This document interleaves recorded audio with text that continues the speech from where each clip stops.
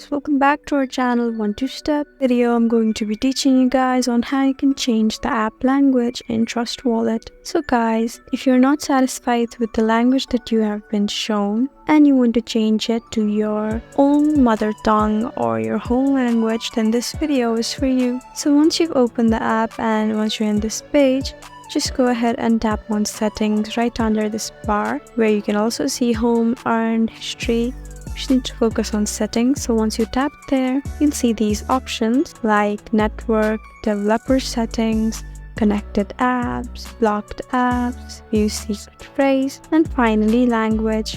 You just need to go ahead and tap there. So guys, just select any language that you feel secure with. So once you do, select the language that you want. Let's say I want to select Germany. So guys, once you go back, you can see that you have successfully changed the language of Trust Wallet. I hope this video was helpful for you. If you found this video helpful, please leave us a like and drop us a comment down below.